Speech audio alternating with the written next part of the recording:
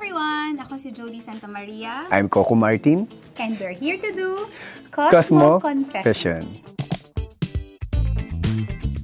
May mga tanong na inihanda ang Cosmo team para sa amin at sasagutin namin lahat yon. Yes, ready na ba tayo? Ready? Okay, let's begin! Paslambok. Oo nga. Alam ko na. First, MMK? Hindi. Saan? Movie ni Direk Ado. Oo nga! Yes. Indie. Indie film. Parang 2006 or 2007. Oo, ganun. Ako, isa siyang mahusay na actress, alam ko yun. Kasi nanonood ako ng Tabing Ilog.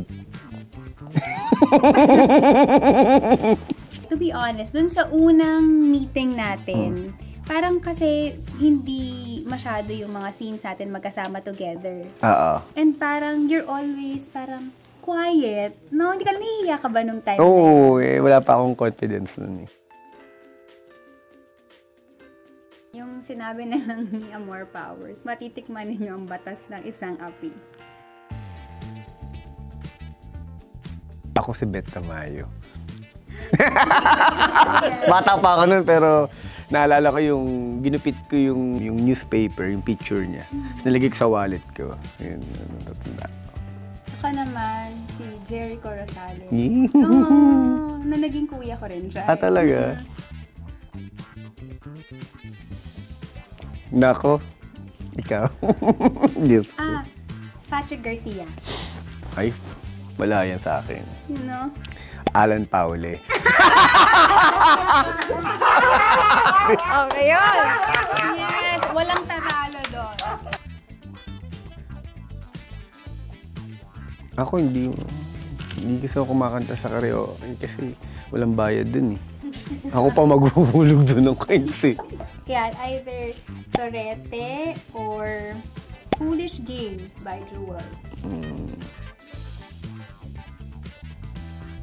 Ako siguro, no, Mercedes-Benz. Wow! Joke lang! Bakit chinelas na Hindi, meron nga ako. Sabi ko nga, di ba kinukwento ko nga lagi. Meron talaga ako, hindi ko makalimutan. Kasi dahil sa indie ako nagsimula. Buong pelikula ako bida. Ang binayad talaga sa akin, 2,000 pesos. Hindi ko alam yun. Talagang pagbigay sa akin nung sobre, akala ko cheque. Pag binigay naman sa'yo, hindi mo naman titignan sa harapan nila. Pauwi kami ko, cheque. Pagtingin ko, 2,000. Pero walang ano yun. Parang normal sa amin yun kasi nga hindi naman kami nag-expect ng malaking kita nun.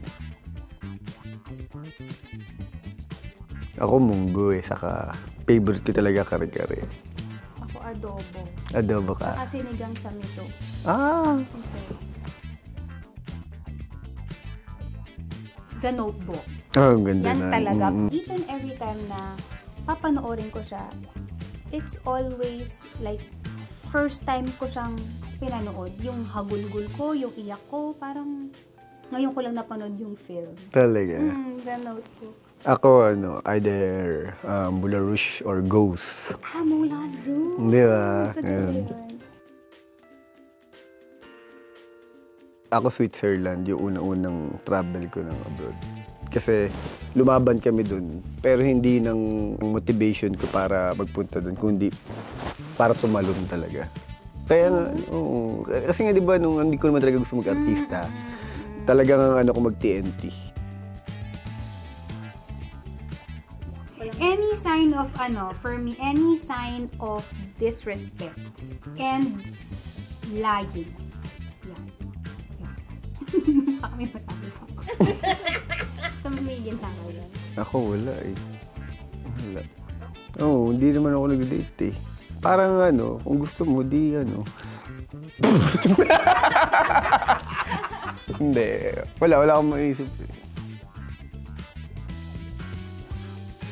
Ako Kinder cow.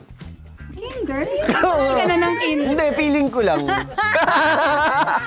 Siguro crush lang yun that time. Pero parang naano ko, yung parang feeling mo in love ka na. Kasi yung pakiramdam ko nung araw sa ngayon, parang feeling ko pareho pa rin. Oo, parang siguro medyo may pagkaseloso kasi ako eh. Parang feeling ko, syempre pag may gusto ka isang tao, tapos parang feeling mo hindi ka gusto or may ibang gusto, parang na-hurt ka. Ako naman, siguro first heartbreak ko happened when I was like about 15 or 16 years old. So, hindi ko naman alam kung paano makipag-date. But ang alam ko lang is, hindi ito yung klase ng we were in a relationship. Hindi ganon. Kaya alam mo yung kasi constant na tatawagan ka, i-invite ka sa labas, nakilala mo yung mga kapatid, ganyan. And then one day, this person left for the States kasi magbabakasyon lang siya. Tapos, I never got a word kung nakabalik na siya. Parang sa madaling salita, nag-ghost ako ng... Ghosting ka? O wala pang term na ghosting nun, nag-ghost na ako. Act of service, tsaka quality time. Malalaman mo na importante ka sa akin at mahal kita if I spend a lot of time with you, I like talking to you, conversing with you, and yun nga na, I do things for you. In love ka na pala noon, yung mga ganang... Aray ka! Bilis naman. Ako naman. Ikaw naman po. Ano ba? Ganun din, pag yung yung concern, yung affected na ako sa lahat ng ginagawa niya. Yung para bang, ako na yan, ako nagagawa niya. Parang ganun. Siyempre yung pagiging yung honesty, di ba? Dapat honest siya.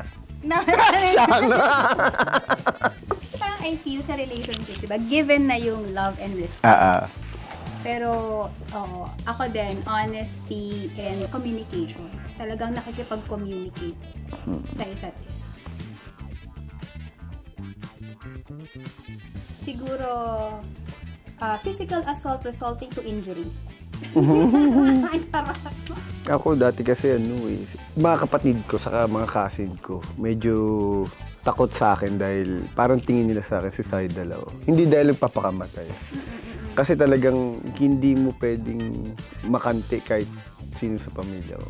Siguro mula nung bata akong history ko, lagi akong binubuli. Mula kinder talaga hanggang college talagang takaw ako. Gulo. So dati, pwedeng frustrated murder. Yun pala yung... O paano yan? TMI na. At sana, nag-enjoy din kayo, kagaya ng pag-enjoy namin. Don't forget to subscribe to Cosmos YouTube channel for more interesting content. Thanks for watching! Thank you!